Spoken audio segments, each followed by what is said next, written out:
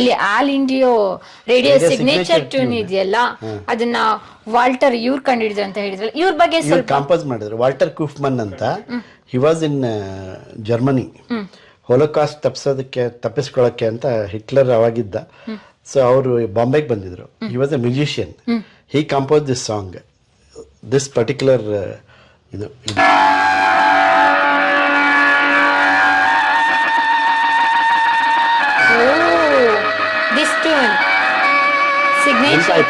ನೆನಪಾಯ್ತು. ಇದು all India radio signature tune ಅಂತ 1938 ನಲ್ಲಿ ಅಡಾಪ್ಟ್ ಮಾಡಿದ್ರು.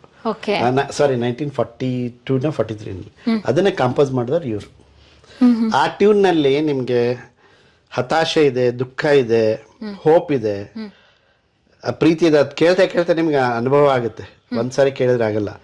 ನಾವು ಸುಮಾರು ವರ್ಷಗಳಿಂದ ಕೇಳ್ತಿದ್ದೀವಿ, ನಮ್ಗೆ ಗೊತ್ತು ನಾವು ಯಾವ ಮೂಡ್ನಲ್ಲಿ ಇರ್ತೀವಿ. ಬೆಳಗ್ಗೆ ಅದನ್ನ ಕೇಳಿದಾಗ ಅದೇ ಮೂಡ್ ಕಂಟಿನ್ಯೂ ಆಗುತ್ತೆ ಒಂದೊಂದು ಸಾರಿ, ಅಥವಾ ಆ ಥರ ಬೇರೆ ಚೇಂಜ್ ಆಗುತ್ತೆ. This has something, this particular music ಬರುತ್ತೆ ಆ್ಯಕ್ಚುಲಿ ಬೆಳಿಗ್ಗೆ. ಆ ಟೈಮ್ನಲ್ಲಿ ನಿಮ್ಗೆ 2 ಸಾರಿ ಕೇಳಕ್ಕೆ ಸಿಗ್ತಾ ಇತ್ತು.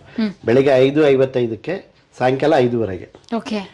ಈಗ ಎಲ್ಲ ಯೂಟ್ಯೂಬ್ನಲ್ಲಿ ನೀವು ಬೇಕಾದಾಗ ಎಲ್ಲ ಕಾಲರ್ ಟ್ಯೂನ್ ಇಟ್ಕೊಂಡ್ಬಿಟ್ಟಿದ್ದಾರೆ ಈಗ. But this has some nice feeling. ಇದೇನು ಟ್ಯೂನ್ಗೋಸ್ಕರ ಇಟ್ಕೊಂಡಿರೋದು?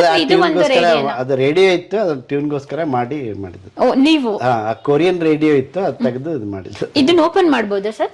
ತೋರಿಸಿ ಸರ್. ಹೊಸದು ಅದು. ಆ ಟ್ಯೂನ್ ಕೇಳೋಗೋಸ್ಕರನೇ ಮಾಡಿರೋದು. ಯಾಕಂದ್ರೆ ಆ ಟ್ಯೂನ್ ಏನಿದೆ, ಇಲ್ಲಾಂದ್ರೆ ನೀವು ಯೂಟ್ಯೂಬ್ಗೆ ಹೋಗಿ ಕೇಳಬೇಕು. ಇಲ್ಲಿ ಬಂದವರಿಗೆ ತೋರ್ಸಕ್ಕಾಗಲ್ಲ.